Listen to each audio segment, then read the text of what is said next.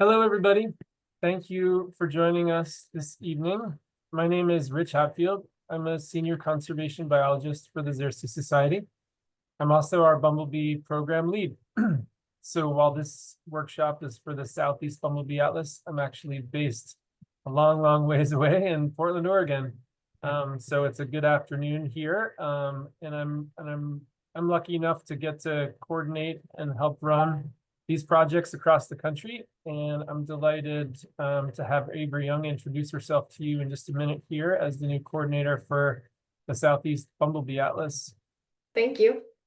So I'm going to introduce myself because I have not met many of you, and this is my first training as the new coordinator for the Southeast Bumble Bee Atlas. So I'm located in East Tennessee. I went to grad school out here, and I've worked out here for the last 6 years now. I'm really proud to represent this region, actually. I think there's just so much amazing landscape out here. The ecology is amazing, the diversity is off the charts, and I'm just really excited to see what we find this season.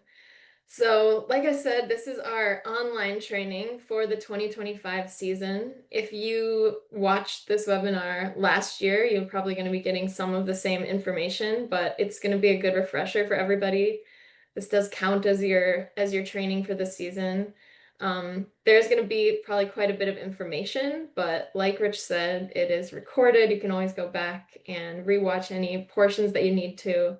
And also, a lot of this information is available on the website as well. So the plan for today is really go over, what's a bumblebee atlas. I'll talk a little bit about the conservation and ecology of bumblebees as well. The importance of this program, why we're doing it, and then also an overview of what's happened so far in the Southeast Bumblebee Atlas over the last 2 years.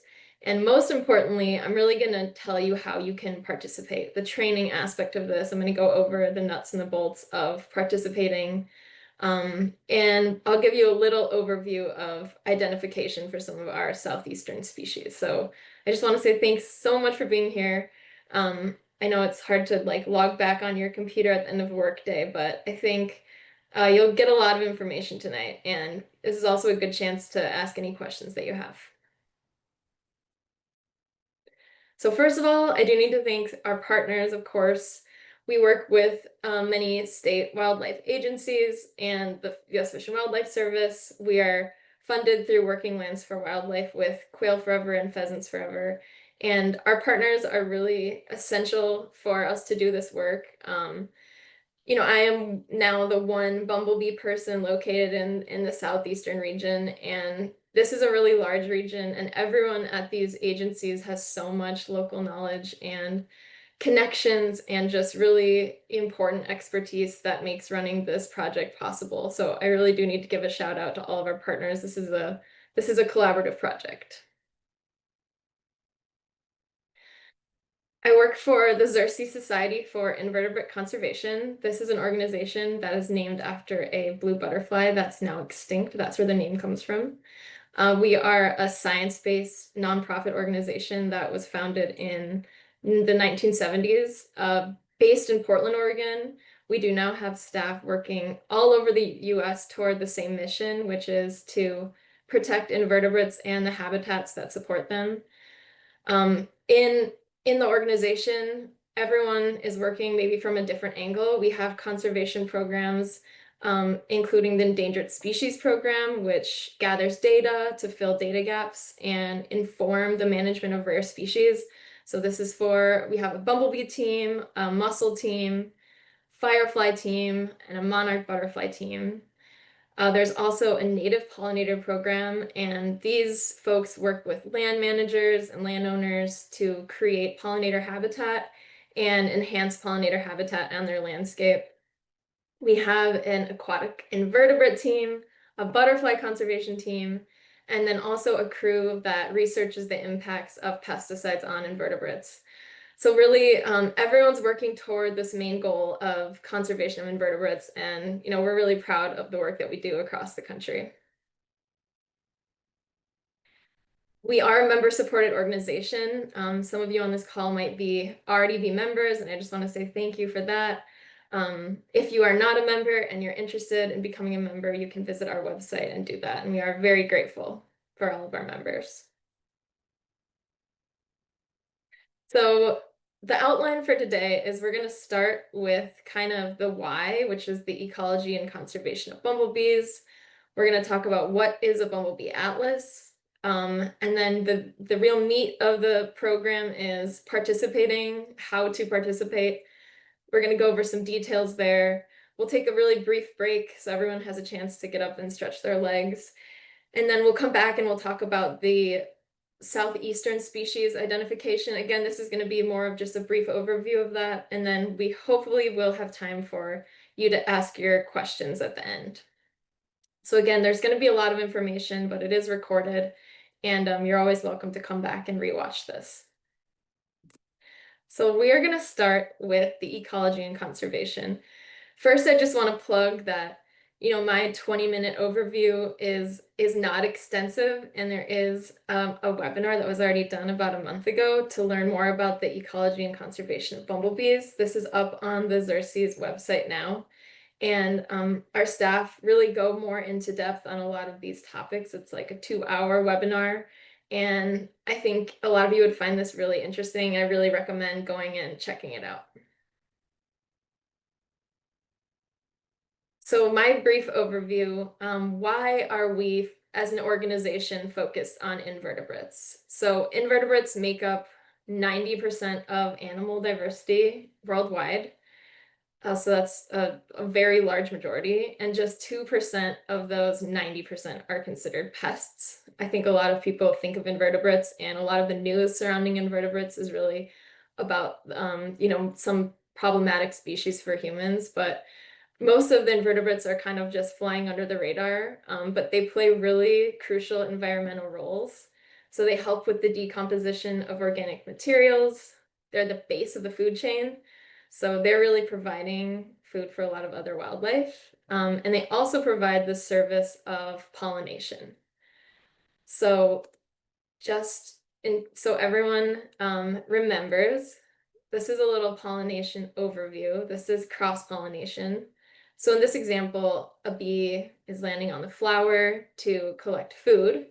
And then the pollen from the flower stamen, the male reproductive part, is getting on the bee, and the bee lands there to get food. The bee then travels to another flower of the same plant species, and the pollen that was attached to the bee then lands on that new flower stigma, and pollination occurs. So plants really have all kinds of strategies to avoid self-pollination, because self-pollination is just essentially cloning.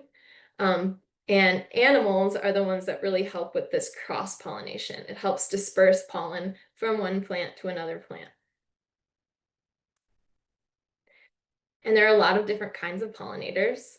Insects do make up the majority of pollinators. So the diversity of insects that are pollinators is also really great. We have bees, moths, butterflies, beetles, wasps, flies. All of these can be pollinators. Hummingbirds, you might know that hummingbirds are also pollinators. And also bats. Some bats do eat nectar. There's nectivorous bats out there, and those are pollinators as well. That's mostly, more in the tropics or in some of our desert climates. But again, insects do make up the majority of our pollinators. And pollinators are very important. Talking about the food that we eat, 1 in 3 bites of food is courtesy of insect pollination. And then thinking about just plants in general, 90% of the world's wild plants depend on pollinators to reproduce. And, not only, food-wise for us, but a lot of wildlife also rely on pollination. So the fruits and seeds that are the product of flower pollination, they serve as food for wildlife. Pollinators also help to create habitat for wildlife. So, flowering trees, flowering shrubs, they can provide food, but they also provide shelter. And here in the Southeast, we have a lot of flowering trees and a lot of flowering shrubs. Pollinators then themselves are also a vital part of the food chain. Like I said earlier, they're often the base of the food chain. So some interesting statistics here. 96% of songbirds rear their young on invertebrates. And then a pair of chickadees has to gather 10,000 caterpillars to feed their young in their lifetime. So that is a lot of going out and foraging for caterpillars. But pollination is not altruism. It's not bees and flowers decided to help each other out. I think obviously it's co-evolved to be beneficial for most in most cases. However, there are cheaters on both sides. So some insects have learned to get nectar without getting pollen on them. So this is an image of a honeybee that's actually boring a hole in the base of the corolla, the flower, like toward the base of the flower petals, and it's able to suck out the nectar that way without getting any pollen on it. So this is a case where, this is beneficial to the bee, but it's not ending in successful pollination. And then on the other side of the coin, some plants have evolved to look like queen bees. This is a bee orchid that's mimicking a female bee. I think it's doing a really amazing job of mimicking a bee. It lures in then male bees to mate. So it does end in pollination for this orchid, but the bee isn't really getting anything out of this. So all of this to say that the evolution of pollination is really fascinating, both from the insect perspective and the flower perspective. Bees are our most efficient pollinators. So there are lots of different animals that are pollinators, but bees are herbivores, meaning they only eat plants. And so they rely on flowers for food. The nectar of the flower is providing those carbohydrates for energy, and then pollen is a source of protein, it's a source of other nutrients as well. And so adult bees are feeding on both pollen and they're feeding on nectar. And then bees are also collecting that nectar and pollen and taking it back to their nests to feed their larvae. So bees really are intentionally collecting and transporting pollen. And they've developed over time these special adaptations for transporting pollen, such as like having these pollen catching hairs and these pollen carrying structures. So they've learned to make it a very efficient process. There are many, many different kinds of bees. So bees represent a lot more than just a honeybee and a bumblebee. So we have over 20,000 species of bees worldwide. These are still being described. We have 5,200 species in North America, 3,600 species in the US, and then greater than 500 species in the southeastern United States. And I love this image because it really shows you how incredibly diverse bees can look. They're all colors, fuzziness, sizes. They're really amazing. And I think the more you look into it, the more amazed you'll be. And then bumblebees, worldwide, there are 250 bumblebee species.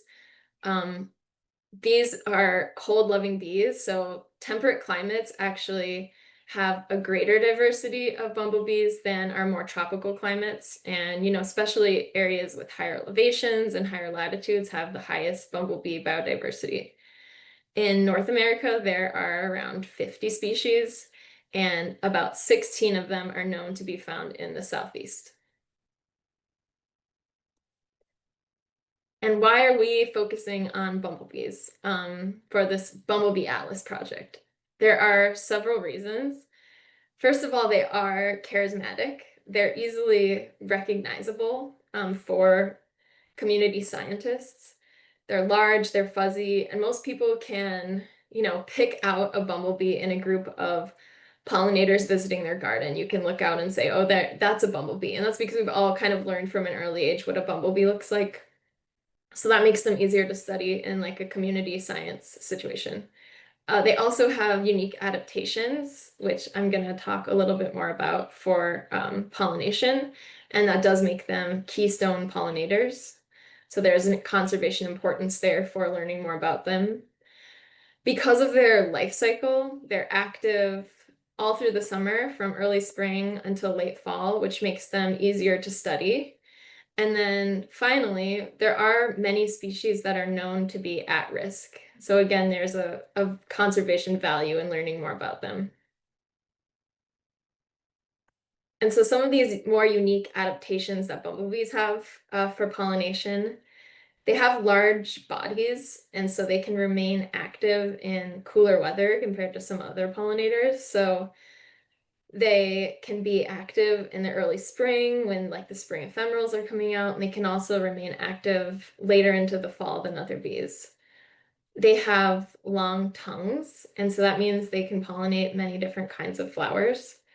Bumblebees are considered generalists, meaning they can visit and collect nectar and pollen from lots of different kinds of flowers.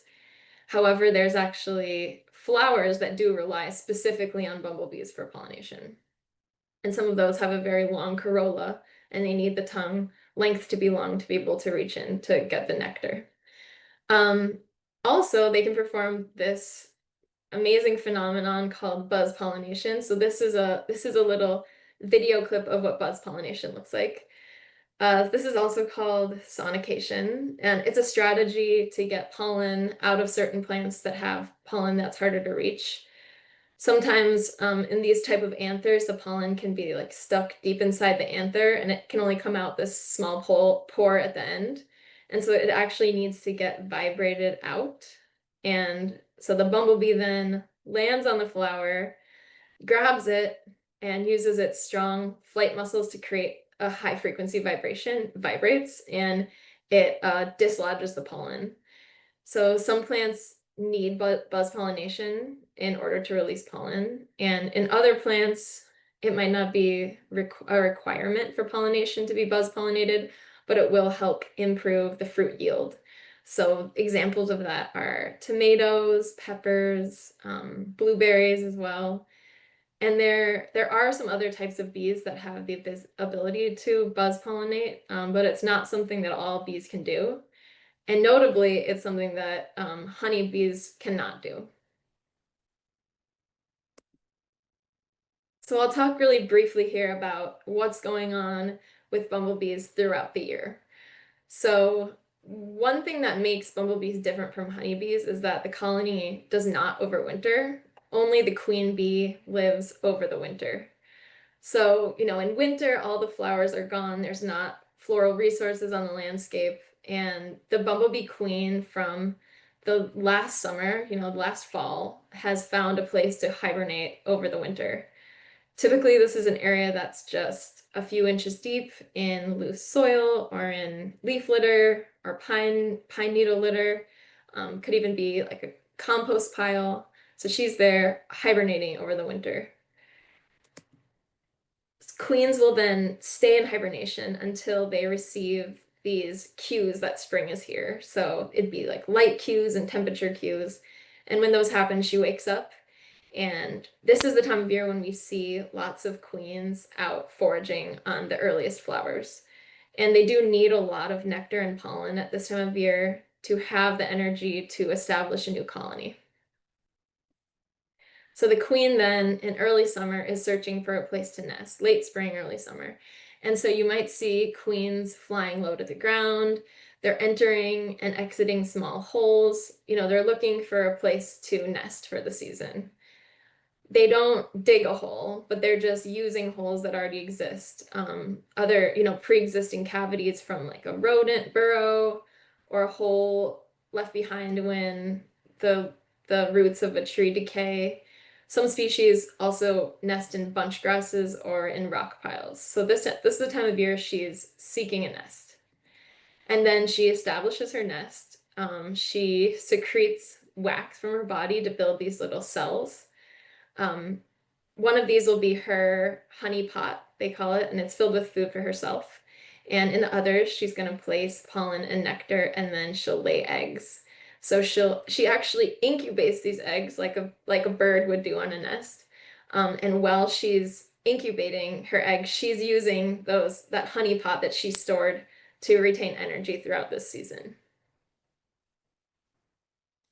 And now getting into midsummer, after 4 or 5 weeks, the first generation of adult workers emerge. And these workers are all females.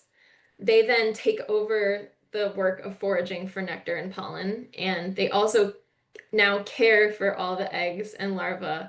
They also care for the queen. So the queen now, her sole job is laying eggs. She doesn't leave the nest anymore. There can be multiple generations of workers throughout this summer period.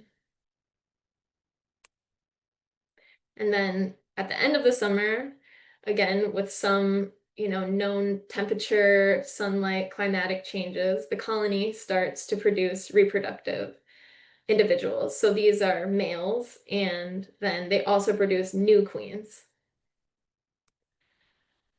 So in fall, the males and queens can be seen out on flowers. They're feeding on pollen and nectar. And, you can find males just sitting at the top of a flower waiting for a queen to fly by, and they'll like ambush her to mate. So once the queens have mated and they build up their fat stores, they will seek out a new hibernaculum for the winter. At this time, after the males have mated, the males and all the workers, and then the original queen, they'll all die at the end of the summer. And that really ends the life of that colony. And then again, it's winter, the queens are hibernating, and the process begins all over again. So that's the typical year life cycle of a bumblebee in a bumblebee nest. So that's for typical bumblebees, but we do have a subgroup of bumblebees called cuckoo bumblebees. They have a very different survival strategy. So these cuckoo bees are social parasites. They don't raise their own offspring, but what they do is they kill the queen of another species, and they'll use her workers to raise their own offspring. So they essentially usurp her, and then get other bees to raise their young. And so cuckoo bees, they have no female workers. They don't need them. There's just queens and males.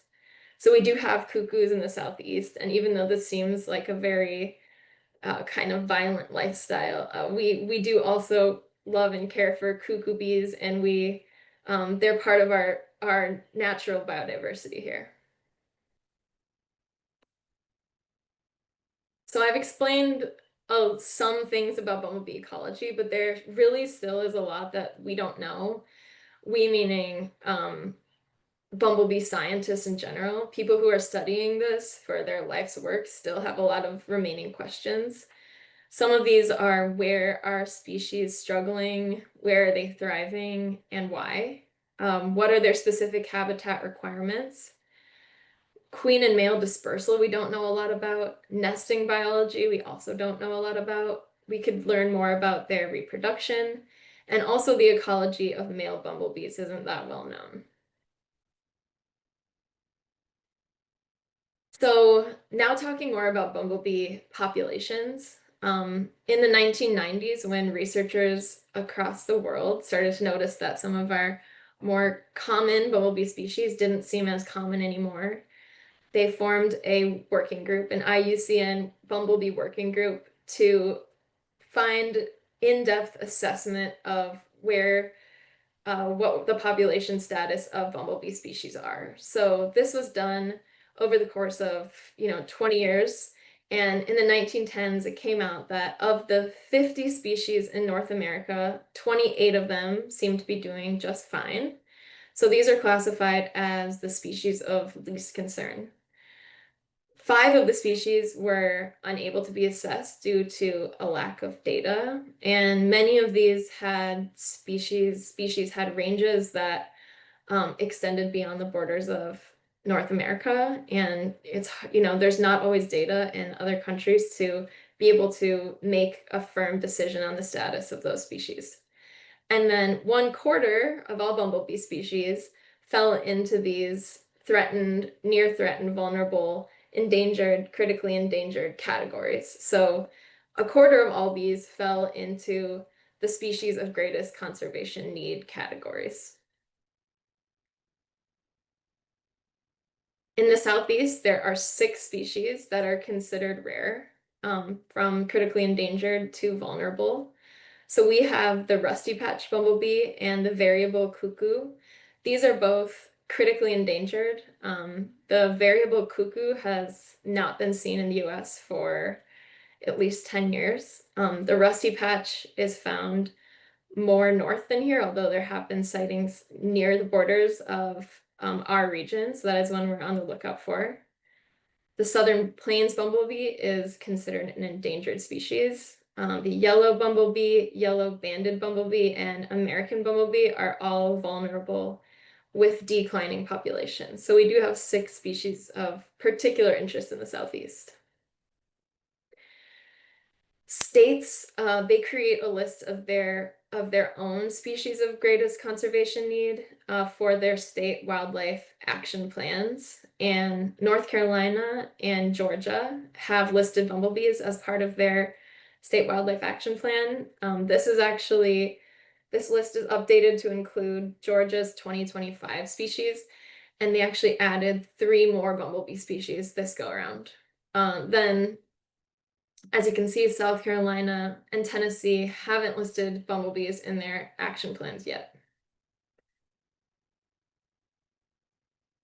So why are bumblebees declining? This is a complicated subject because there's a lot of different reasons that could be linked to insect decline in general.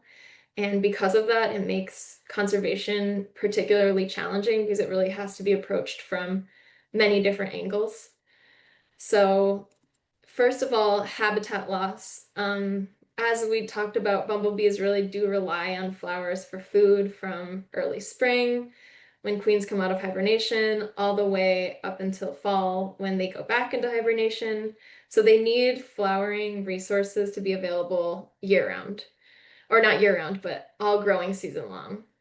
They also need safe places to nest and to overwinter. And so, human land use for creating more agricultural fields, for building cities and suburbs and roads, all these practices have taken away some of those basic needs from bumblebees. Just like all other organisms, bumblebees are susceptible to pathogens and parasites. One of the main sources of diseases that can decimate native bumblebees is from commercial bee colonies. And in agricultural lands, on public lands, in people's yards, in like city parks, chemicals are sprayed onto the landscape to kill unwanted plants. This could be like invasive plants in particular, and also insects. And you have to remember that insecticide is not species specific, so it does kill all insects that it comes into contact with. So bumblebees in particular can be exposed by landing untreated flowers. They could also carry nectar from a treated flower back to their larvae.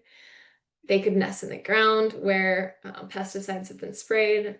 And there's also what are known as sublethal effects. So this is when chemicals can weaken individuals or members of the colony. And so maybe they can't forage as effectively, or they can't produce as many offspring, or the offspring that do emerge are weaker or smaller. So needless to say, this is a complicated topic to study, but we do have people working on learning more about this. Another threat to bumblebees is competition from commercial honeybees. So bees are obviously used extensively. Honeybees are used extensively in agricultural settings, and they're also sometimes placed on public lands to forage. Honeybee colonies really are huge. They can have huge numbers of workers that are foraging on the landscape to gather pollen and nectar for their hives. And this can take away from resources for bumblebees and other native bees, especially in those areas that have limited resources to begin with. And then the last threat I'm going to talk about is climate change. So we've discussed how bumblebees are cool weather bees. They don't, survive as well in our really warm climates, or there's less diversity in our warm climates. and they are negatively affected by high temperatures. So not only that, but we've been seeing that climate change has caused more severe droughts, greater frequency of storms, greater frequency and higher intensity of wildfires. And all of these things can destroy those floral resources as well as nesting habitat for bumblebees. Another topic about climate change, how it can affect bumblebees, is something known as a phenotypic mismatch. So this could be that the timing of the bumblebees emerging and the timing of flowers blooming may not align as it once did, which could be obviously an issue for bumblebees having enough resources to forage. And we're wondering if, as a result of climate change, that maybe some species ranges will change to be found more in higher latitudes or higher elevations to make up for that temperature shift. And yeah, we still have questions about bumblebee ecology. Like I said, we also have just general questions about their populations. We don't really know what's considered normal for a lot of species. And we're doing a lot of work to understand more about the current status of species. And we really can't detect if species are declining or recovering if we don't have that baseline data to begin with. So this is why we started a Bumblebee Atlas. And now we're on to what is a Bumblebee Atlas? I assume some of you already know this, but we can just talk about this briefly to make sure everybody's up to date on what a Bumblebee Atlas is. So my role at Xerces is to run the Southeast Bumblebee Atlas. This is a community science project that covers Georgia, North Carolina, South Carolina, and Tennessee. This is our four-state regional range. And the goal of the atlas is to gather information about where bumblebees are, the types of habitats that they're using, and also the flowers that they rely on. And community science really means anyone is welcome to participate. And we are going to do our best to train you, to answer your questions, to make you feel confident in becoming a community scientist and contributing to the project. The Bumblebee Atlas, it's a really amazing project because when you participate yourself, you're actually joining a much larger community. Xerces is now running state and regional atlases in 20 states, so that's nearly half of the states now participate in an atlas. This is a countrywide collaborative effort with many partners. Here's examples of hopefully most of our partners are represented up here. So we have city agencies, state agencies, federal agencies, universities, nonprofits, and all of these partners contribute greatly to the project in terms of providing funding or land for surveying or just expertise and contacts in the places where they work. So besides partners, it's also a collaborative effort amongst all of our volunteers, of which there are many, and the volunteers really, you're the ones out there collecting this data and making this all possible. And the atlases really are changing the pattern of data collection. So you can see the Pacific Northwest was the first atlas, started in 2018. Then we had Nebraska and Missouri, and those are some of the highlighted states here. And you can see when the Bumblebee Atlas was created for those areas, the data just exponentially increased and basically fills up the state. And so another way to look at this is here's a map of human population density. So where do people live in closest proximity? And then next to it is our iNaturalist bumblebee observations. And iNaturalist is a great tool. I'm not downplaying the importance of iNaturalist. It gets people to get out and collect observations. But you can see for their bumblebee data, it's very similar to the map for human population density, meaning a lot of observations have been made in places where people live. Whereas when you look at the map of Bumblebee Watch observations, so Bumblebee Watch again is our platform for data collection, you can see that many of these states that now have a Bumblebee Atlas are very filled in with observations. And there's been observations in areas that are a lot more rural, and it's just really expanded data beyond some of our more urban areas and urban corridors. So since the start of the Atlas in 2018, there have been 136,000 observations from Atlas programs, over 4,000 participants. And this amount of data really just could not be captured by a few scientists. It's truly thanks to the participants who got out there and looked for bees and conducted these surveys. You can see we are the pinkish reddish color on this graph, and the Bumblebee Atlas in the Southeast was started in 23, so we really got, that was a boost in our observations. It remained steady in 24, and I'm hoping this year we can continue or increase our amount of observations. So why did we start a Southeast Bumblebee Atlas in particular? This is a map of weighted species richness. This is a NatureServe map that they produced. And so this really means the red areas are areas with a high species richness of rare species. And you can see that the Southeast is one of the areas of the country that has the highest rare species richness. And, you know, this is represented in our bumblebees here. Like I said, we do have these 6 species of particular conservation concern. So looking at what the Southeast Atlas has done so far, this is the 3rd year. So we've had a couple years to get our feet under us and start running this program.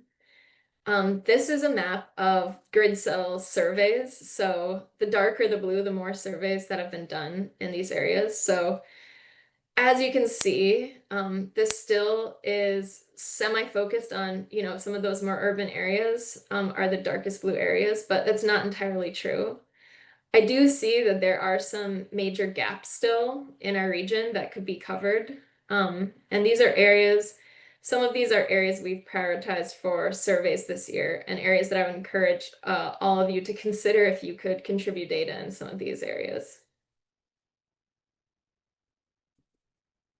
So just to show now how observations have changed since the start of the Southeast Atlas, here are the observations for the years of 2021 and 22. So these are the 2 years before the launch of the Southeast Atlas. You can see people were already somewhat involved and interested. If you looked at this map, you might think bumblebees love living in Raleigh, but you know, most likely it's just that that's where a lot of our really interested participants live, as well as some of our other major cities. But then after the launch of the Atlas in 23 and 24, you can see there were a lot of gaps filled outside of our major cities. So I would not say it's been conclusive. We still have a lot of area that needs to be covered, but particularly like I'm seeing the mountain region and the coastal region has had a lot of surveys away from some of our urban areas. So over the last 2 years, there have been more than 500 surveys conducted, 4,500 observations, and then 12 species, including 3 species that are endangered or vulnerable, have been identified. So why are we even collecting all this data, and what happens to it? From all this data, we are creating research publications, notes on nesting habitats, statewide ID guides, as well as habitat management plans. And the data is constantly being looked at, and more and more publications are coming out using the data that we're creating or we're collecting. And I mentioned previously the state wildlife action plans. So these are comprehensive plans for conserving each state's at-risk species and habitats. And these species of greatest conservation needs are listed, and it determines essentially which species the states should prioritize for their conservation actions.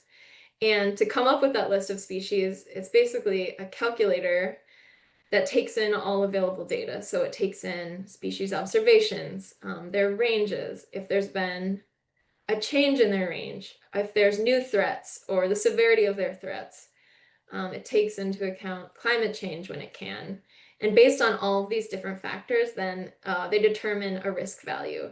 So we've been able to share our Bumblebee Atlas data with the states. These states shown here have all received our data.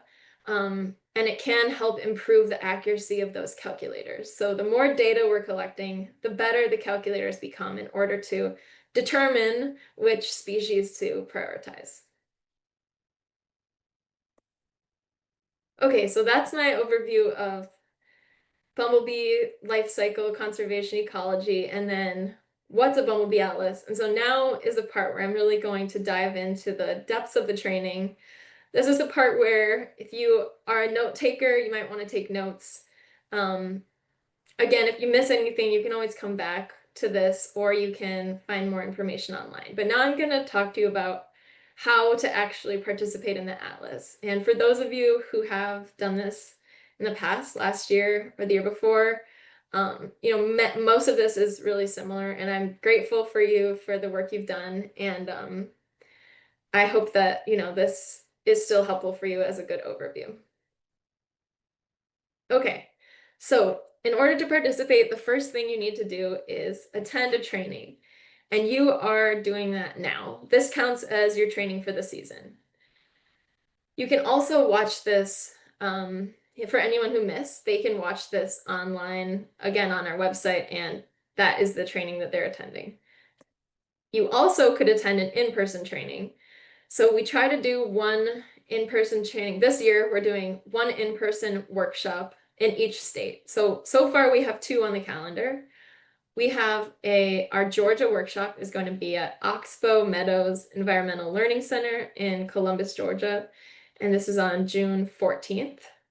And then on June 28th, we have the Reedy Creek Nature Preserve in Charlotte will be hosting our workshop this year. So at an in-person training, you're getting a lot of the same information you're getting from this webinar. However, it's going to be more in depth. There's going to be more time to have question and answer sessions. And then not only that, but after our lunch break, we're going to go outside and actually do some netting of bees and learn about the protocol with like hand and net, using a cooler. It's just a really good way to practice and answer questions and meet other people who are interested in the same thing. So those are your training options. You also can get more experience at our field events. So we would hope that by the time you come to a field event, you've had some kind of training before, whether that's the online training or an in-person training. So our field events really are just a way to get out and practice netting bees. We can talk about some techniques. We could talk about ecology. We can talk about the floral resources we're seeing. And, this is also just a fun way to get out and spend your day outside with other people who are interested in things you're probably interested in. So our first 2 field events this year are going to be in Tennessee. We're going to go to Frozen Head State Park and Stones River National Battlefield. And you can sign up for all of these events on the Bumblebee Atlas website. I also just linked them in the most recent newsletter that I sent out today. So after you attend a training, you will adopt a grid cell. So if you've already adopted a grid cell before you attended a training, that's also okay. And I just want to now show you where you can find these websites, because I think this can be a little confusing. So if you've been confused about this, take note that bumblebeeatlas.org, this is where you will adopt your grid cell officially. This is our project website. This is also where you're going to find your resources for your data sheets. You're going to find your training materials. You're going to find identification guides. Also, at the end of the year, we're going to post some data highlights. So Bumblebee Watch Bumblebee Watch is the website that you do need a login for. You'll need to create that in order to upload your data. You'll also need to have a Bumblebee Watch account name in order to adopt your grid cell. On Bumblebee Watch, you're going to, this is where you can also, a fun thing to do is once you've uploaded your data, you can also look at other people's observations. I certainly have done this a lot, and it's really interesting to see who is finding what where and what kind of photos they're taking. And then finally, the Xerces.org website is also an important one to have. This is our organization's website. You can find other conservation resources. You can find plant lists. You can also learn more about some of the other programs that I talked about earlier. So setting up your Bumblebee Watch account, you just go to bumblebeewatch.org and you'll need to register or sign in. You do need an account to participate. And then using that, I'm going to skip to this one. Using that login is how you're going to adopt a grid cell. However, because this can be confusing for people, I want you to know that the Bumblebee Atlas website is not one that you need to sign in. If you go to the sign in, you'll actually see something that says like ArcGIS sign in, which I think can be confusing for people. You don't even need to sign into this website for any reason. You can have access to all of the resources that you need for free, just open access. So to adopt a grid cell, then you'll go to get involved, adopt a grid cell, and then you can either just zoom in to the southeastern region, or you can click on this little layers button and you go to the southeast. Once you zoom in, you'll then, like if you zoom in from this screen further, you will see the numbers of the grid cells. And if you scroll down, then you'll see your adopt a grid cell form. And you can see at the very bottom there, it's a little cut off, but that's where you need your Bumblebee Watch username. And other than that, you can just fill out this form with just information that you have. So I did want to show you that this season we do have new priority areas. So we encourage you to adopt a priority grid cell if that's something that you think you can do. And just as a reminder, if you adopt a grid cell, you're committing to doing 2 surveys over the field season. So the field season runs from May until September, so you have quite a long time through September. You have a long time to complete your 2 surveys, but if you see a priority grid that's like 6 hours from you, just remember that you will need to go there twice to do 2 surveys. But I'd be happy if that was something you wanted to do. And we chose these priority areas because they're areas that do have significant data gaps. They're also areas where rare species can be found, where some of our rare habitats are. And also many of these hold public lands in them, which is just a great place to survey. Okay, so you've adopted a grid cell, check. And now it's time to do an actual survey.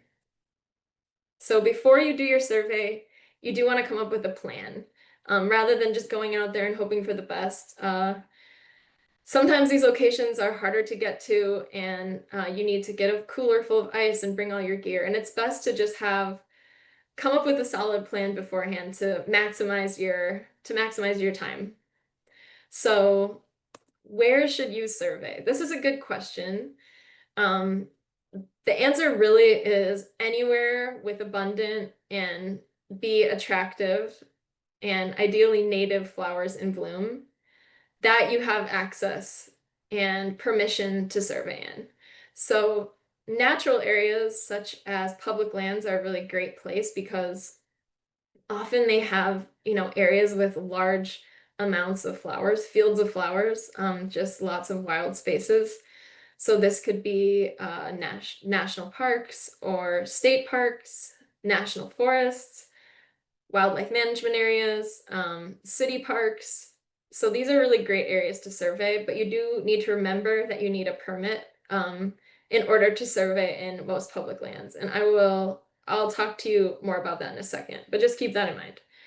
So then you could also, if that's not accessible to you, or if that's not something that interests you, you could survey in urban areas. So, this could include if you are a person with a large yard with a lot of flowers in it, that would count, or city gardens would also count. We do generally want surveys to be an acre or a hectare. So think about that. We're not talking about just a small garden. You'd want, even if it's a little patchy, we'd want a big area of flowers. Also roadsides. Roadsides are really good because they are often in public land domain, so you don't generally need any kind of permit to survey on public roadsides and right-of-ways, and they often do have good flowers in them. Although sometimes they can be full of invasives instead of native flowers, so that's something you might want to consider. Just in general, remember not to, trespass on anyone's land that hasn't given you express permission to be there. So here's a little bit of information about our surveys, our permits for surveying. So we do already have some permits available for you for certain public lands. We have, so that's on the left there. All of those now have given us approval to survey on their lands. However, this doesn't mean you can just go there and say, I'm with the Bumblebee Atlas.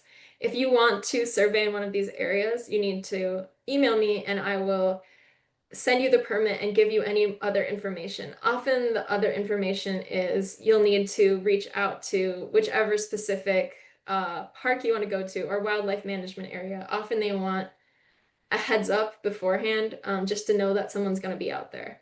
So if you would like to survey in one of these areas, just shoot me an email and I can get you set up with that permit. For North Carolina state parks, they would like a list of anyone who would like to survey in the state parks soon so that they can just add your name to the permit. So if you could email me by June 6th, I will add your name to that list and you'll be able to survey whichever park you would like to survey in North Carolina. We also have some permits that are still processing. These I'm hoping will be approved soon, and then I can add these to the list of places where I can just send you the permit. And if you don't see the place that you want to survey on here, that doesn't mean that you can't go there, you can't survey. You might need to individually ask for permission. Places like botanical gardens or city parks, some like smaller, more local natural areas, land managers in these places would often be really happy to help. And if nothing else, they can direct you to someone else who might be able to help in order to get you your access. And if after all of this you're still not sure what permits you need, that's totally understandable. It's actually quite complicated in the Southeast because we do have so many different land management types, and it's such a mosaic across our states that if you don't know what you need, you're welcome to email me and we can discuss where you'd like to go and how to get you access there. So now when should you survey? Our goal really is to capture the diversity of bumblebees at peak season. So you want to make sure you're surveying within the season survey window. So that is in the Southeast, that's May through September. But be aware that if you live at higher elevation in the mountains, May 1st might not be a good survey day for you because it might just be too early. If you live in a place where the flowers are not out yet, or if they're just starting to come out, just be aware that that survey date might change based on your location.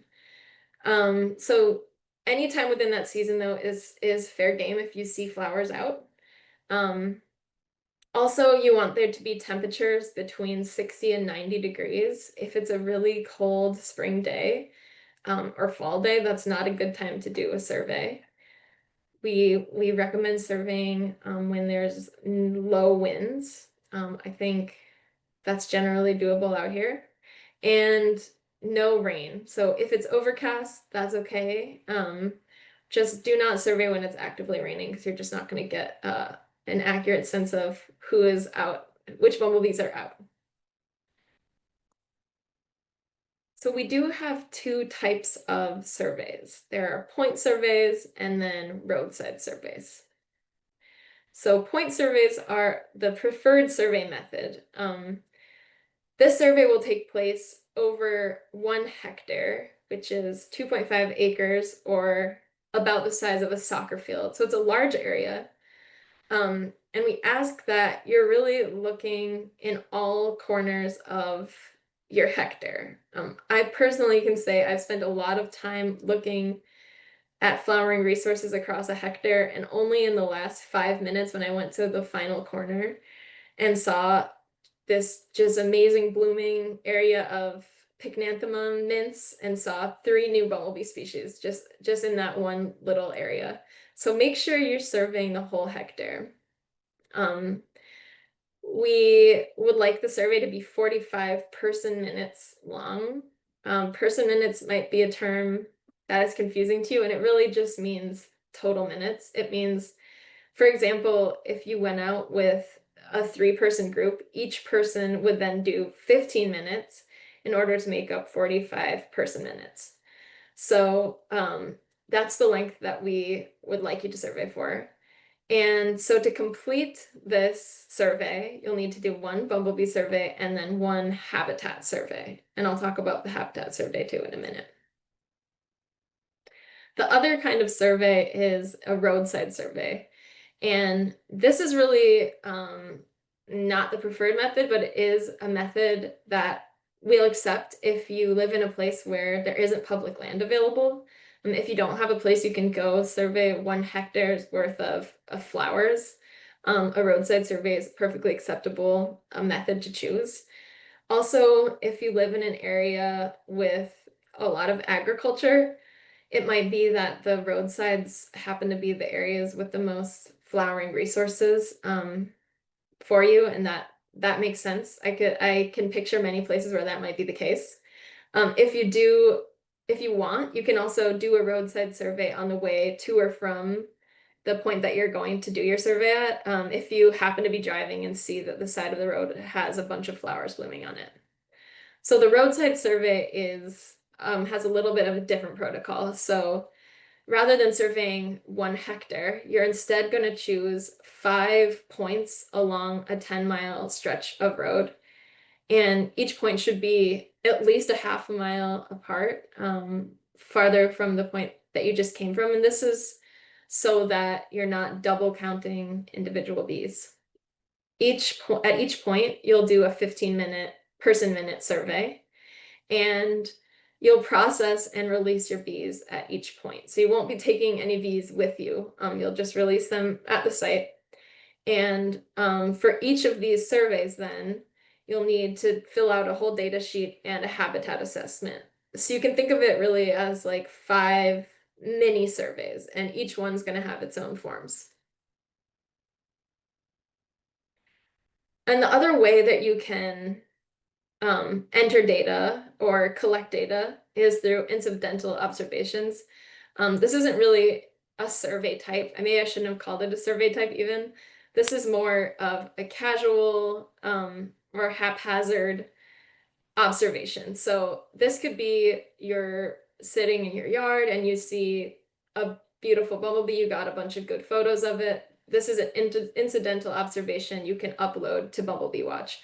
Or if you're hiking out to a field where you're going to do your point survey and you happen to see a good spot of bumblebees in a place where you're not doing your full survey, you could get some good photos there. Those would be considered incidental observations. These are always welcome. They just don't count as a survey. So they don't count as your one of your 2 surveys, or it doesn't count toward your minimum of 2 surveys per your grid cell. But nonetheless, the data is still incredibly important and contributes to the atlas. And what will you need to bring when you head out into the field to do your survey? You will need an insect net, as well as collection vials or jars. And these are things that you can buy online. You can search for them anywhere you would search for things. Here we have a few websites that are places that we've ordered them from in the past. These are essential items to being able to do the survey. You'll need a camera or a smartphone with a good camera. I assume a lot of us would be using our smartphones, but cameras might be an easier way to get those good photos. You'll need a cooler with ice. You'll need some kind of pencil to write down data that you're collecting. You'll need a permanent marker as well, and I can show you in a second what that's used for. You'll need some way to stop and start a timer. So you can probably use your smartphone for this, or if you have like a stopwatch, that's probably even easier. You'll need a printed permit if you're somewhere where you had to get a permit to access that land. And then of course you need any general field gear you're going to need to be happy and safe for that day. So obviously you want water, snacks, a hat, some sunscreen, whatever you need to be happy out in the field. And yes, the beauty of Bumblebee surveys is that you never have to go out in the rain and freezing cold to do your work. However, it can be really hot, and you're often in an area that is just has no canopy cover and is very exposed. So just be aware of summer heat when you're out there.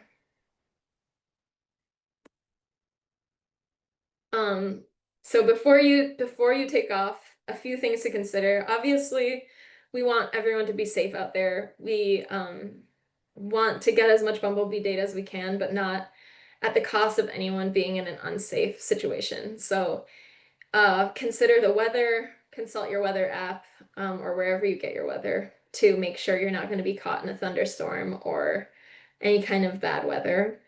Many of our accessible sites in the Southeast do have hunting on them. So you'll want to think about that during hunting season in particular. You might want to look up the hunting seasons for where you live. Obviously, wear orange if you're going to be overlapping with that season, or consider going somewhere where there's not hunting. Another just general field safety tip is to share your location with somebody. This is especially important if you're going out somewhere more remote, somewhere where you might not have service.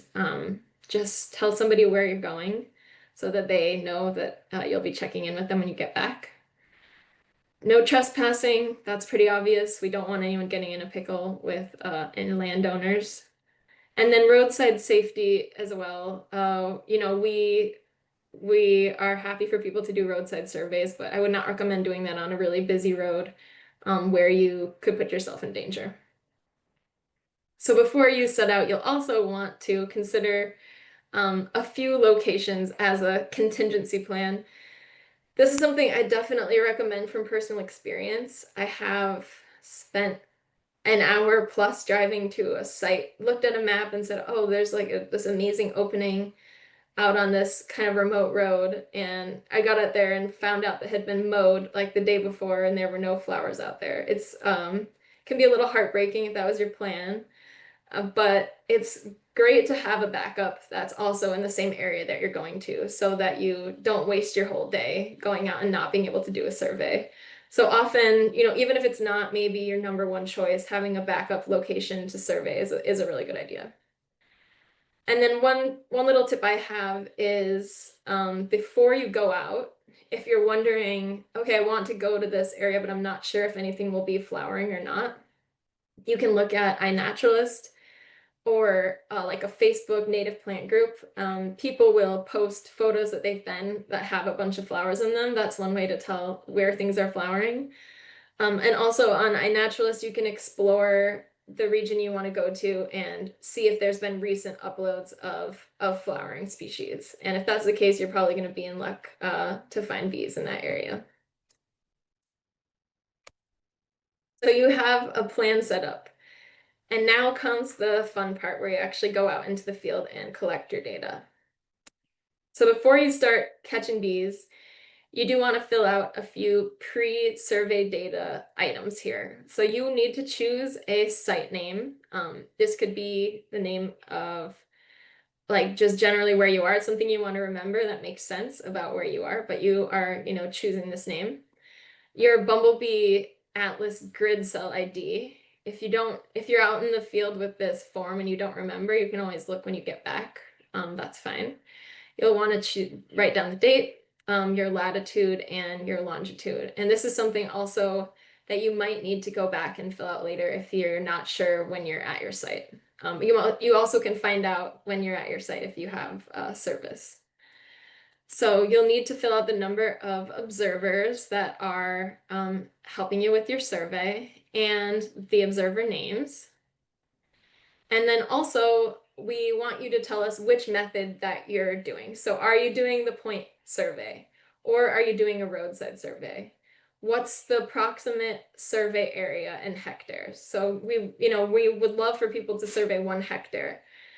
But if it's like 1.1 hectares or slightly less, just tell us what the survey area is.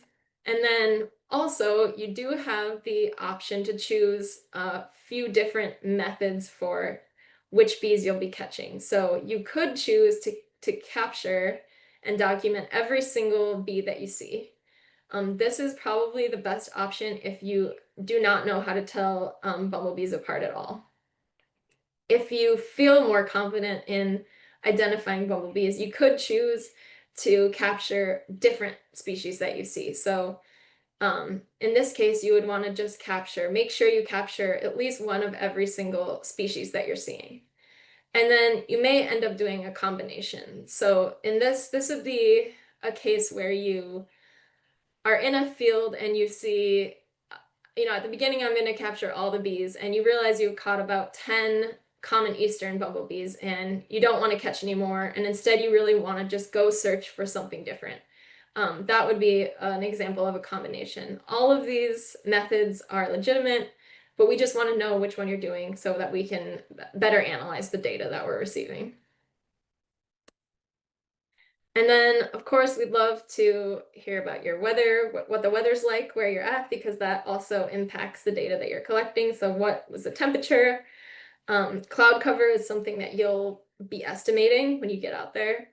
And then also, what is the wind speed? So now it's actually time to start your survey after all of that. So you will record your start time on your data sheet, and then you want to start your survey timer. Once you've started your timer, your job now is to wander around and look for bees. So you want to look for flowers is a really good place to start. You want to look for all different kinds of flowers, not necessarily just the really showy flowers. Bees see in a different visual spectrum than we do. They can see into the ultraviolet in ways that we can't. So, they see these visual cues on flowers that we don't see. So something that might look like just a tiny little white boring flower on the ground to you might be like an amazing psychedelic tie-dye experience for the bee. So please do search all different kinds of flowers, and you might be surprised what you find. So please note that during the time that you're searching and attempting to catch bees, that's when your timer is running. That's when the timer is going. But whenever you're not actively searching for bees, you do want to stop your timer. So this includes when you're handling the bee. So once the bee's in the net and you're working on getting it in the vial, your timer should be stopped. The hardest part to remember is to restart your timer after you got your bee in your vial and you're starting to look again. So that's an important thing to remember while you're surveying. One other thing to note here is if you get to your site, there's pretty good flowers, but you're just not seeing bees, please continue your survey. Please survey for the full 45 minutes. No data in this case is still data. So, no bees equals there's no bees seen there that day. That's still really important data for us to have. And so please don't give up if you don't see any bees. That still counts as a survey. You're still contributing. Here's a little video about how to catch a bumblebee because I just don't think I can explain it that well on an online webinar. So I will show you this. When you're out collecting your bumblebee,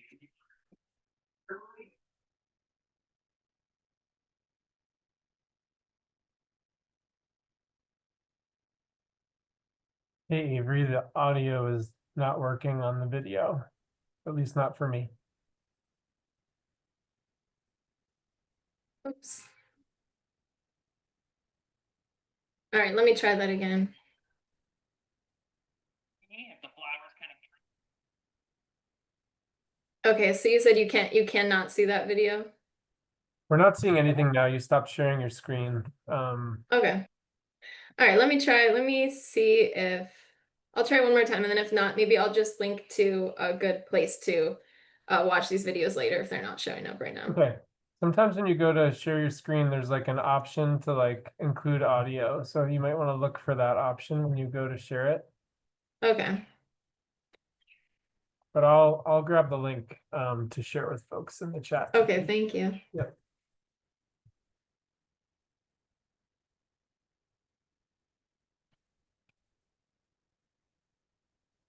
Okay, so I'll try to play it one more time, and if not, then I would love for everyone to watch it on their own. It is really actually informative and helpful. So is it playing or not? It is, but the audio really isn't working and it's choppy. Like it just doesn't, yeah, it's not working. Okay, not worth it. Yeah. All right, not worth it. Okay, well, sorry about that, everybody. Yes, please watch these videos. I really do believe it is more helpful to watch this than for me to explain how to catch a bumblebee. But I'll try to give you a really brief overview right now, which is you have multiple methods. Swinging on top of a flower to try to get the bee in your net is one option. Kind of trying to swing through a flower is another option. And when you're doing this, you'll be swinging with the net open, but then right after you get through and you have a bee in your net, you do need to flip it over so that the bee stays in your net. If you leave the net open, the bee has the ability to just fly right out. And you won't be able to catch anything. So swinging through flowers, generally you really don't hurt flowers when you do this, and you don't hurt the bee either. So that's probably the best method I've encountered for catching bumblebees. But the other option you have, which is sometimes I prefer this as well in a place where you have bees that are just cooperating and being sort of slow and just sitting on a flower for a while. You can just really gently place your net on top of the bee and open the top, like lift the top up. Bees do tend to climb up in order to escape. So you'll get the bee then climbing up your net to the end, and you can just cinch it to make sure that it doesn't fly out. So those are the best ways to catch a bumblebee. I'm sorry I can't show you this video, but on top of that, practicing is the best way you're going to learn. You'll find out really quickly if what you're doing is working or not. And just getting that like flip at the end of the net is really important, and you'll get it down pretty quickly once you start practicing. So the next slide I have is also a video that I'm just going to assume is not going to work. And this is how to move a bumblebee from a net into a vial. And in this case, again, I recommend watching the video because it's not super easy to explain, but you will uncap your vial and you'll put it into the net where your bee is at the very end. You can gently put the bee in the vial while using the end of the net as like the covering so the bee can't get out. And then once you flip your net back over, you'll be able to slowly put the cap over the vial with the bee in it without the bee escaping. And this is something that takes a little finesse, but again, once you do it a couple times, it makes a lot of sense. It sounds hard if you've never done it, but I think you'd be surprised how easy it is. Also, it's important to note when you're putting the cap on your vial that their little feet and antenna can get stuck in the cap. So just be really careful about where the bee is in the vial before you screw the lid on. So please do go watch the videos when you have a chance. I think you'll get a way better sense of what I'm talking about when you watch them. Okay, so let's say that after all of that, you did capture bumblebees. So what you want to do is you do want to make sure that you're tracking the host plant. So you want to write a number, the number bee that you caught. So bee number 1, this is the first bee I caught of the day. You'll put a 1 on your vial. And this is just one method. If you have a different method for how to track your host plant, that's fine. This is the one that I've found has worked for me pretty well. And then you want to take a picture of the number one next to the plant that you caught the bee on. This is just a good way to remember which host plant the bee was on when you caught it, because if you end up catching 20 bees, you're not going to just remember which species that you caught the bee on. You could also, if you don't want to do the picture, you could write the name of the flower on the lid, or an abbreviation of the name of the flower on the lid, so that you know. So after your bees are caught in a net and they're put in a vial, you recorded the host flower. This is when we put our bees on ice. So we do put them on ice to immobilize them. This doesn't harm the bees. It just allows us to take really good photos, which helps us in order to be able to identify them later. The bees should be chilled for at least 15 minutes. And this, again, is so that you get good photos and half of them aren't while the bee's waking up and trying to fly away. You don't want to leave them on ice for longer than an hour and a half, because that is when it can be harmful to the bees. You want to make sure the caps are above the ice line. Ice can start melting. Sometimes these caps aren't waterproof. You just don't want to even risk getting any water inside of the vial. Crushed or cubed ice is best. First of all, it's much easier to put vials in ice that's cubed or crushed. They just fit in easier, and it's easier to get ice around the vial. Also, this type of ice is a better temperature usually. Some freezers do have the ability to freeze really cold, like to 0 degrees. We don't want to use that kind of ice. We want 32 degree-ish ice, and you can find that kind of ice at a store, or if your freezer is that temperature, that is a good temperature to use. Please don't use ice packs or blue ice, as these can often be much, much colder than the temperature that we want, and could cause harm to the bees. So then you'll want to fill out your end of survey data. So once your bees are on ice, you do have like 15 minutes now, at least, to fill out the rest of your data sheet. So you want to then fill out your end time and the survey minutes. And remember that the survey start time and end time, let's say you started at 10 and your survey was over at 11. That doesn't mean your survey minutes are going to be 60, because remember, you probably started and stopped your timer quite a bit during that. So your survey minutes will be different than the difference between the end and start time, if that makes sense.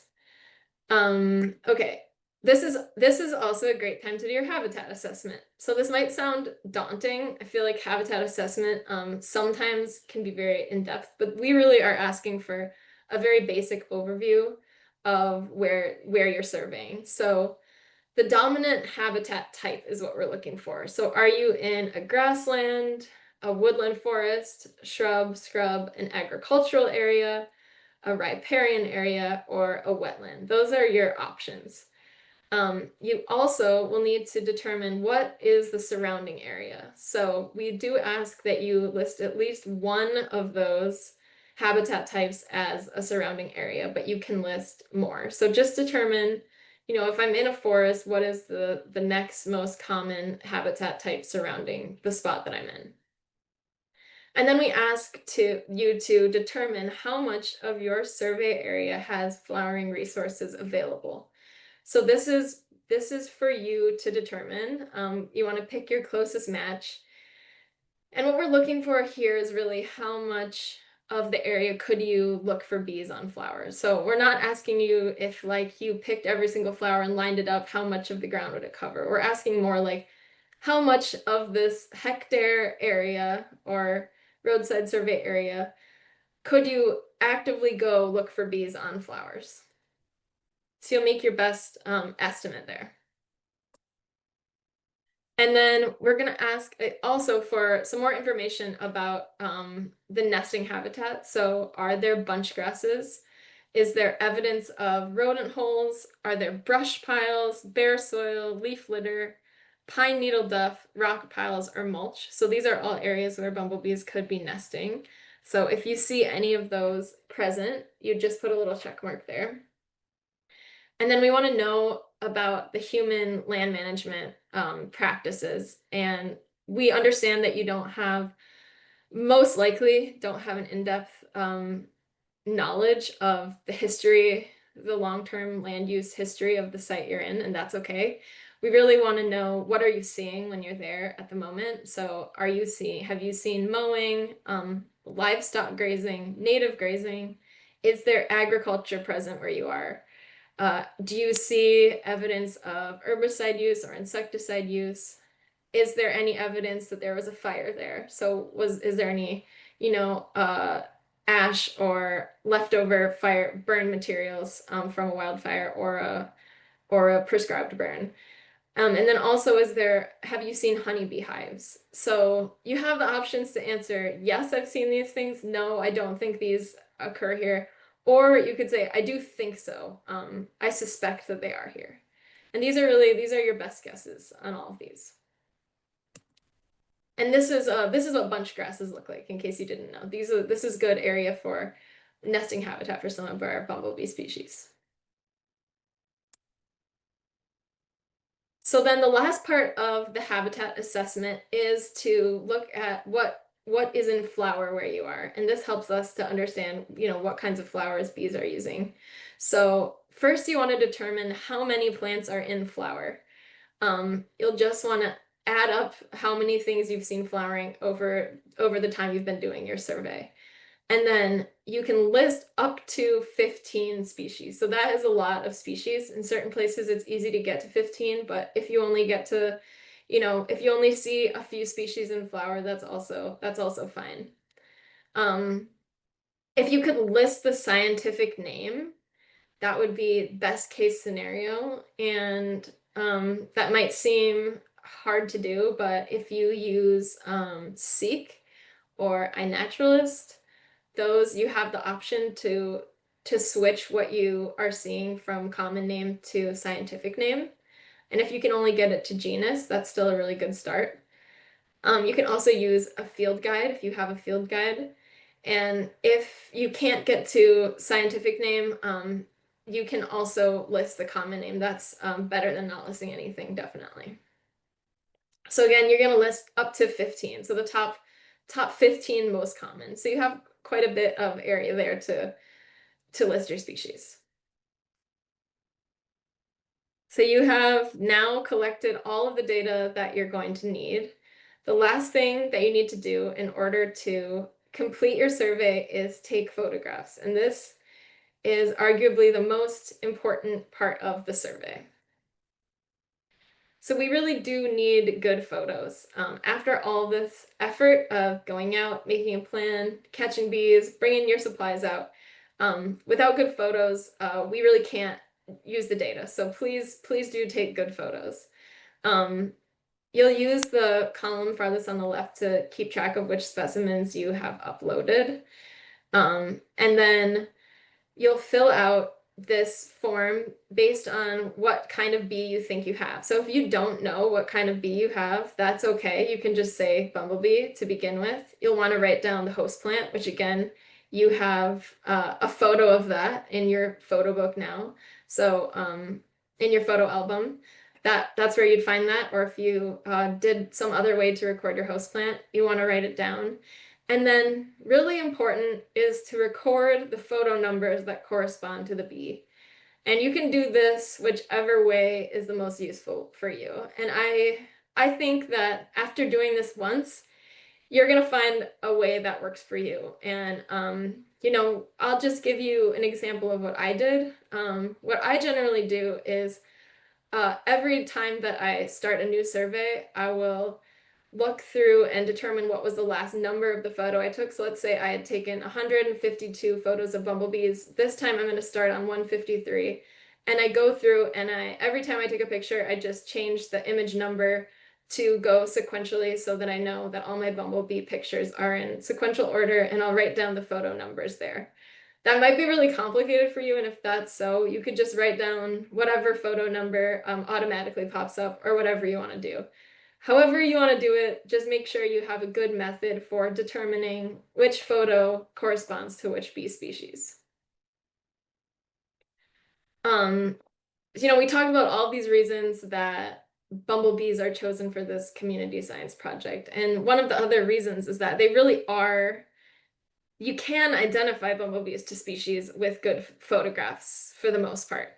But without good photographs, we can't. And so the protocol where we chill the bees and immobilize them is for the purpose of taking these really high quality photographs of some of our key characters that help us to identify bees. And so now I'm going to tell you what those key characters are. And if you don't remember all of this, that's okay. You can also find these resources on the website.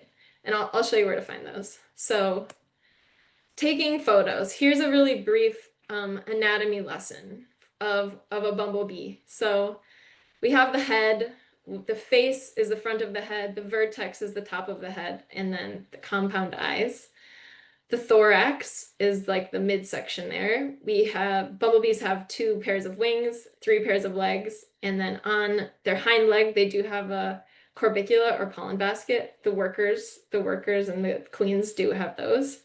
And then the abdomen has different segments called tergites. So we say T1 through 6, 6 for females and then 7 for males. So these are the different body parts.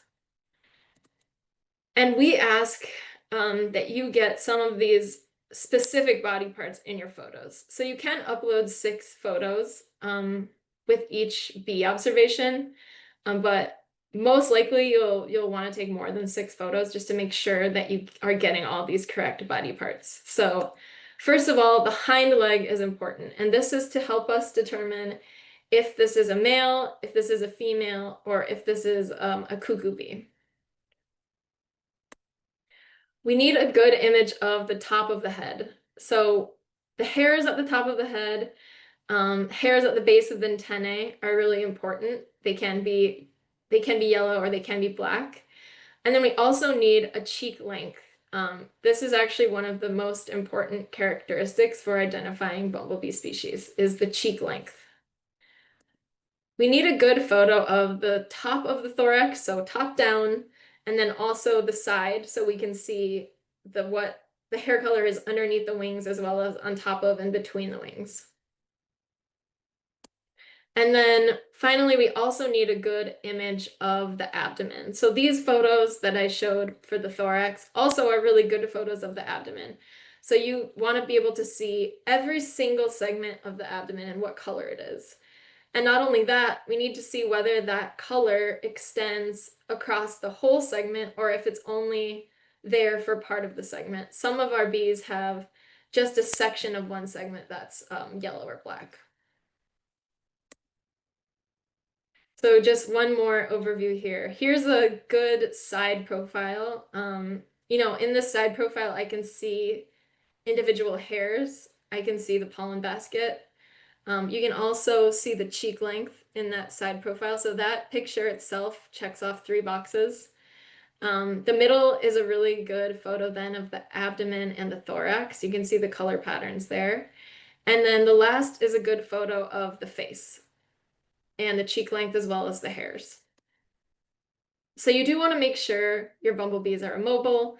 So they need to be frozen beforehand. They need to be chilled. Without that, you're just not going to get good photos. Use a neutral background, and then you do want to pay attention to shadows and block the wind.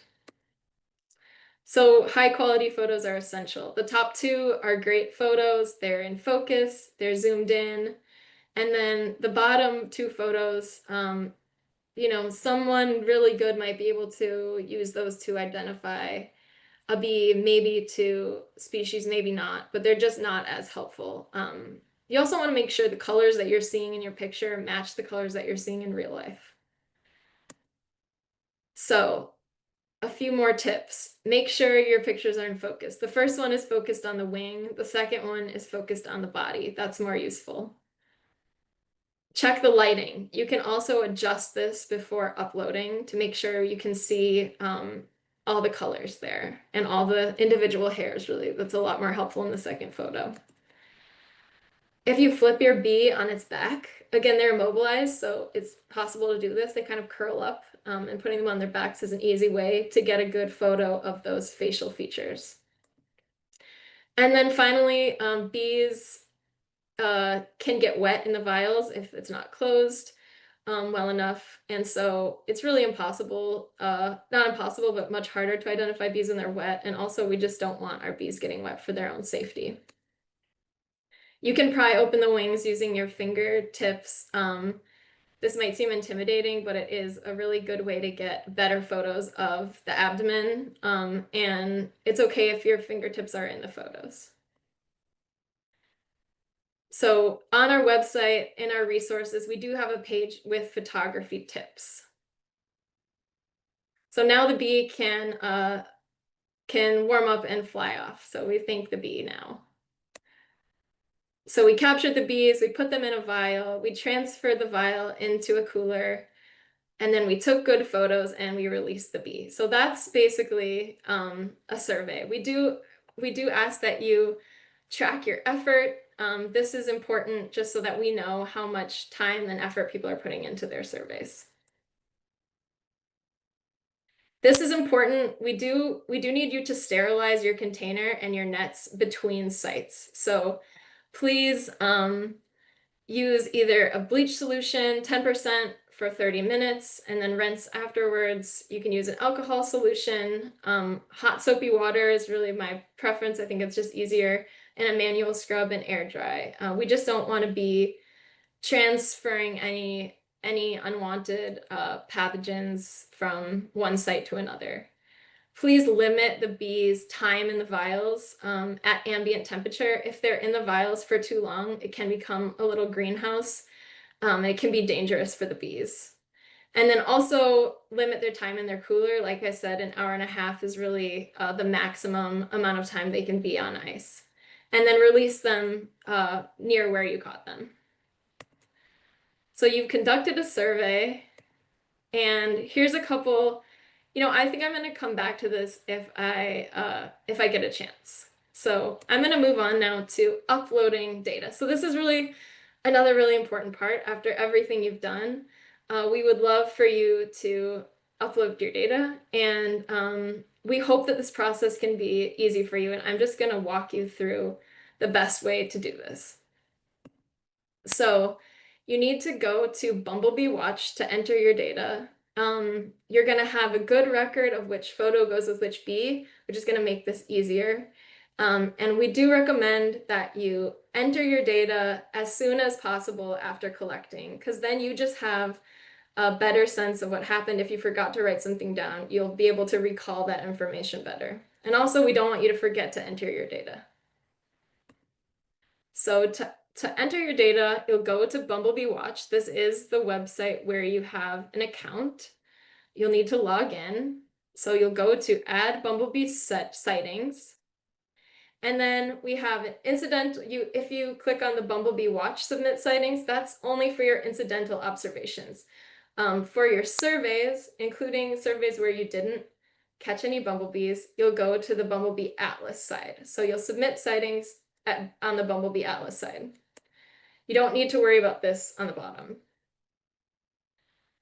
So you enter your survey location by either selecting a previous location. So if it's your second time at that site, you can just choose that location, or you can choose a location by selecting your point on the map.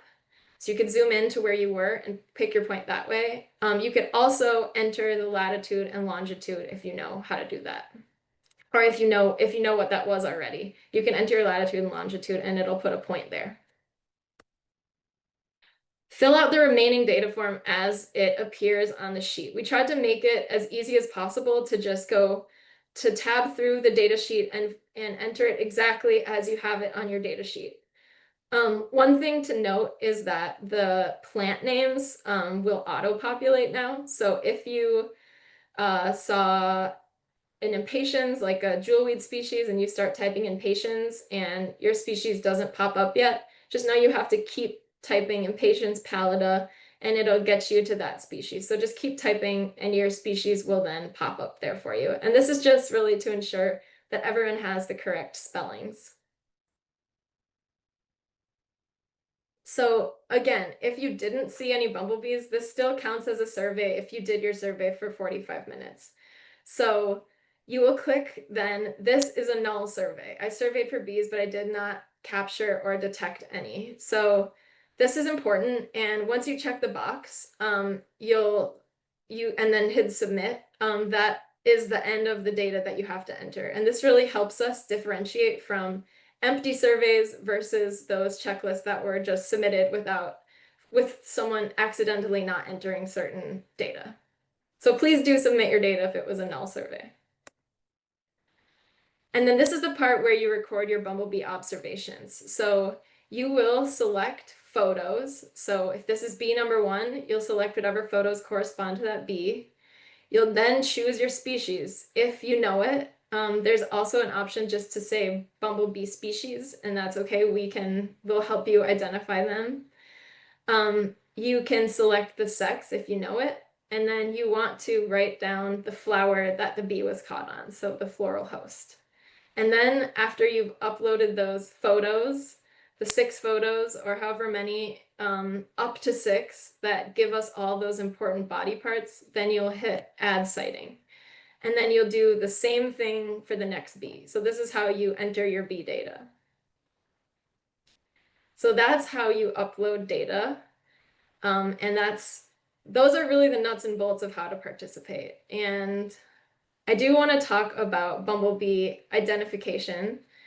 I think we still have time for a brief, maybe like 3-minute break if everyone wants to go grab a quick drink of water and come back. Then I'll talk quickly about our Southeast Bumblebee identification in particular. So let's meet back in just a few moments and I'll start again. Thanks everyone. I know this is a lot of information. I really do appreciate you listening. All right. I think I'm gonna get started back up here. We have about 15 minutes left in our presentation. And so I'm not sure I'm gonna have a ton of time to go into question and answer at the end. If you do have questions, you can type them into that question answer box and we'll try to get to them before this is over. But I do think it's important to go over some of our Southeast Bumblebee Atlas, Southeast Bumblebee species identification, just to get everyone some information about that, because it's also really interesting to learn about the species that we're catching. So I'm going to go ahead and continue on. I think. Okay, so we're going to talk about how to identify the species, also determining if it's a bumblebee or not. I think that's something that can actually be a little confusing. And then we're also going to talk about our southeastern specific most common species, just to give everyone an overview of those. So to start with, how do we determine whether we have a bee or if we have another insect that looks like a bee? So for example, here are 8 images, and these all from just a flyby could look like a bumblebee to you. And just take a second to think about which one of these is a bumblebee if you're looking at them closely. The answer is only one of these is actually a bumblebee, and the rest are fly mimics. So flies can very closely mimic bumblebees, but we have some basic ways of telling them apart. So first of all, bumblebees have 4 wings, flies have 2 wings. On a bumblebee, the entire body is going to be hairy, and on a fly, just a part of it might be hairy. They're not usually as hairy all over their body as a bumblebee is.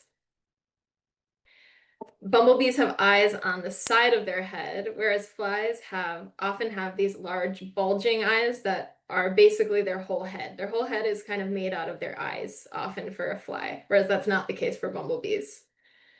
And then also bumblebees have these long jointed antennae, and flies have more short stubby antennae. So if you get close enough to see that, that's a good way to tell them apart. So what do we think? Is this a bee or a fly? This is a fly. It has 1 pair of wings It has those stubby little antennae, and again, it has those like very obviously bulbous eyes. So you've determined that you do have a bee. How do you know if it's a bumblebee or some other kind of bee?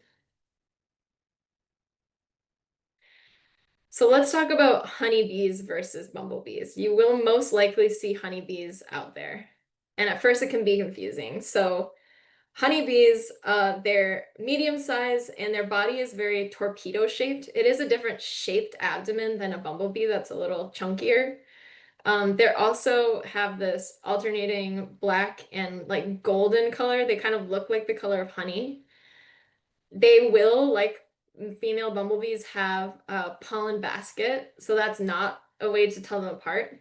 And then they do have hairy eyes. If you could see closely enough to see their eyes, they do have hairy eyes. But really, it's the body shape and the color that's going to cue to you that it's a honeybee. And then another common confusing species is the carpenter bee. So we are, maybe slightly past carpenter bee season at my house, but they're often out and about. So first of all, and most importantly, they have a shiny abdomen. This is a good way to tell that you have a carpenter bee and not a bumblebee.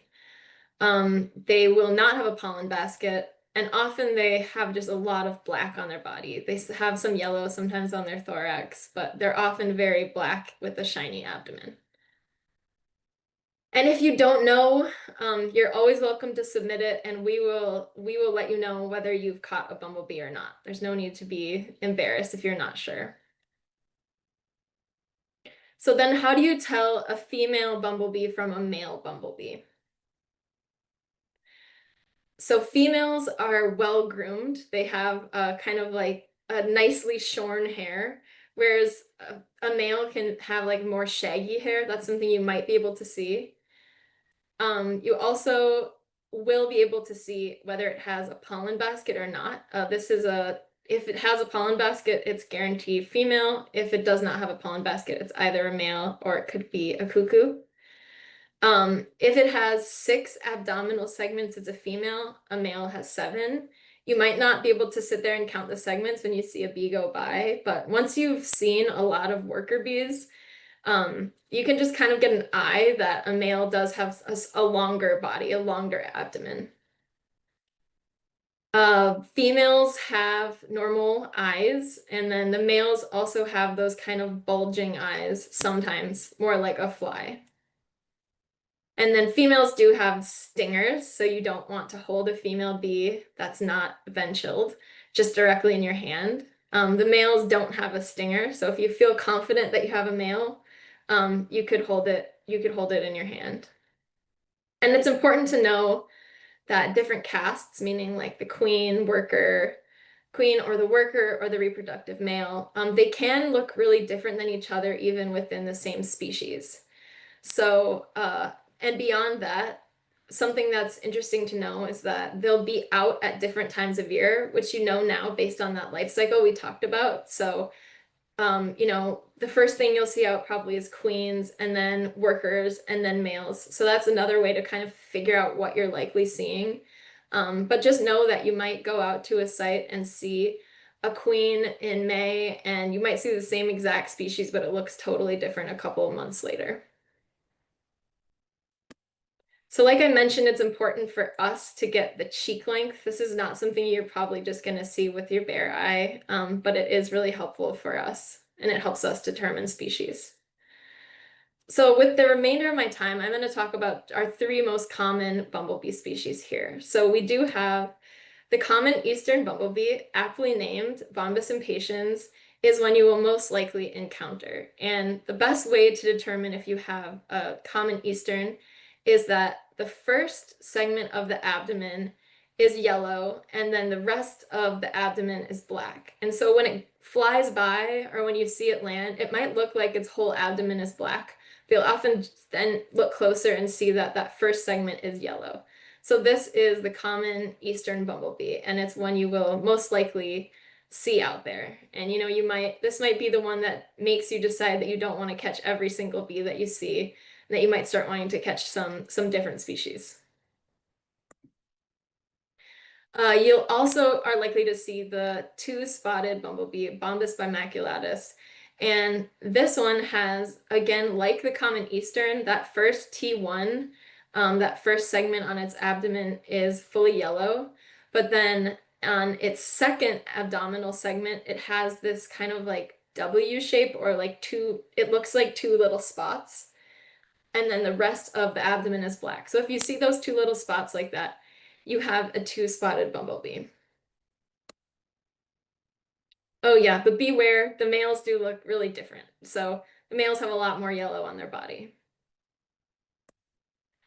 Our other common species is the brown-belted bumblebee. This is one that has some color on it that's not yellow and black. They're quite beautiful. They do have a little spot on their thorax. One of the ways I've found I can tell them apart often is that that spot is really very small compared to other uh, dots on bees' thoraxes. And then, of course, the real easy way to tell them apart is that they do have on their second abdominal segment, the middle of it is this kind of brown orange color. The orange often doesn't extend all the way across the segment. It's just kind of like an orange section of that second segment. So that's the brown belted. And then this is important for everyone to know. We are within the range of the rusty patch bumblebee, although it has not been seen in our states recently. It has been seen across the border in Virginia. So please keep an eye out for rusty patch bumblebee.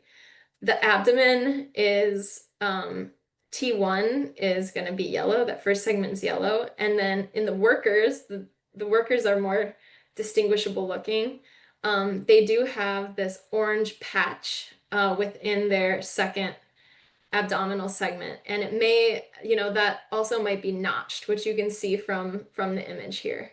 So if you see a rusty patch bumblebee, because it is a federally listed species, please be extra careful, but do perform the same protocols we've talked about and take good photos of it. And if you do think you've caught a rusty patch, please contact me because our strategy in the future might change. But all that being said, I really do hope we catch a rusty patch. It's something that we're on the lookout for. If you'd like to learn more about bee identification, bee ecology, ranges, just learn anything more about bumblebees, all of these resources are extremely helpful. They can be found on the Xerces website. And I've learned a lot just by leafing through, especially this Bumblebees of Eastern United States book is really, really helpful. And once you start catching bees, you really might be excited to learn more. So I want to acknowledge all of our supporters. The list is very long, and we are really grateful for all of these different people and organizations. And then again, thank you to our partners who help us so much to get the word out and to help our volunteers and to help us in the field. So thank you, everyone. That was a lot. I'm really grateful to everyone who has listened this whole time, and I hope that this was helpful for you. And I hope that you were able to get some questions answered. I believe we have just a few minutes for questions if anyone wants to ask any more. And I think Rich will field those for me. Yeah, thanks, Avery. That was great. I think I was mostly able to keep up with people's questions, although there are a couple that are maybe worth repeating just so people hear answers to. One of our volunteers was wondering what the best way to get latitude and longitude is. They didn't mention whether they have a smartphone or not, but I typed some detailed answers in the Q&A there, but I don't know if you have any other tips or tricks that you might share with folks. Yeah, I think if you use Google Maps, you can actually like hold down your location on Google Maps and it will pull up latitude and longitude of where you are. And you can, copy and paste that into your phone in like the notes section or text it to yourself or just write it down there on the spot. That's a really good way to get your longitude and latitude if you have service. I would say also if you don't have service, but you know where you were along a trail or something, you can always go back later and look at your map and put a pin down and get the latitude and longitude that way. Yeah, thanks. I'm just gonna show folks because it's a little hard. I turned off my background so you can actually see this and it doesn't disappear. But if you have Google Maps, you can, scroll in and pinch zoom into your current location. And if you just hold down that button there, you'll see that this little dropped pin window opens up. And if you scroll up on that dropped pin, some of the information here is the latitude and longitude. And actually, if you just tap that, it copies it to the clipboard, and then you could, text it to yourself or send it in an email to yourself. So that's a pretty easy way to do it. And then if you use Apple Maps, the process is pretty similar. Again, you'll zoom into your location and you just tap on that blue dot. It shows you your location. And again, you scroll up and you'll see at the bottom there, they show the latitude and longitude, so you can get those. And please, when you share that information or record it, write it down in decimal degrees and not in minutes and seconds, because it's you can't enter it that way into Bumblebee Watch or really anywhere else, and it can be difficult to transfer. So that's just something to beware. I think that looks like another question just popped up. Who is the author of the Bumblebees of the Eastern United States book? Well, I know who one of them is because he's one of my colleagues, Leif Richardson, but I'm sure, Rich, you know all of the authors of that. Yeah, the other authors are Sheila Kola and Paul Williams. Paul Williams is the lead author. But if you just Google Bumblebees of North America or of Eastern North America, you can find it that way. It's just a free PDF. I don't think it's a book you can purchase anymore. I don't think it's in print, but it is available as a free PDF. And then there was, yeah, I think that's probably the bulk of the questions I think we've had. Oh, looks like a couple. Walker wants to know if there's somewhere they can go back and look at the slides. And I think the answer to that question is mostly that we've recorded the webinar and we will post the webinar. And so you're welcome to go back and watch it, or either scroll through it to find the slide that you wanted to. You don't have to necessarily watch it, but you could scroll through the video and see the slide that you wanted to see, or slides that you wanted to see.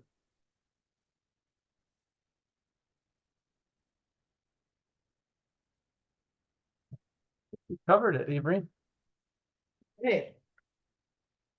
Down to the last minute. I'm Yeah. really grateful. I'm really grateful for everyone sticking it out. I know that's a lot of information at once. I really do hope it's helpful for you. And always feel free to reach out if you have specific questions about your grid cell or protocols or anything like that. I want everyone to have a successful season.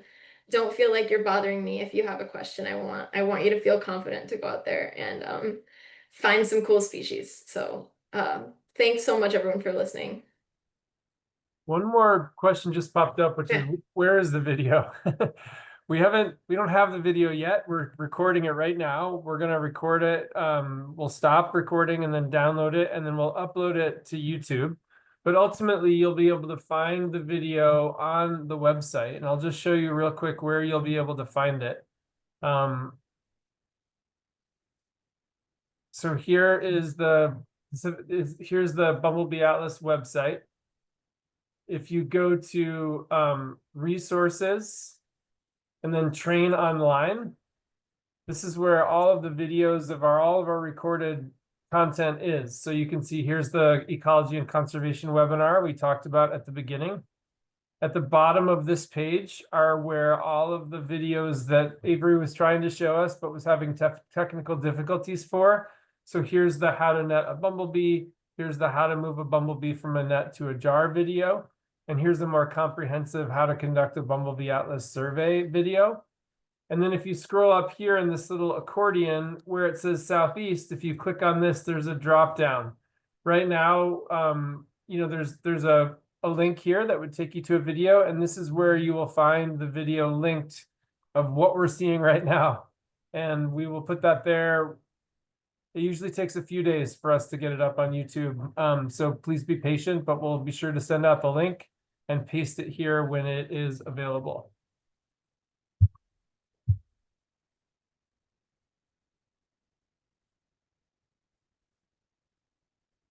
It looks like that's all the questions people have. Again, feel free to reach out if anything comes up while you're looking through any of these resources or going back over the video. We're happy to help, and we're grateful for all the awesome data you're going to go out and collect this season. So thank you so much, everyone, for being here, and have a great time out there. Enjoy seeing the beautiful flowers and bumblebees that the Southeast has to offer. So we will be in touch in the future. Thanks, everybody. Thank you.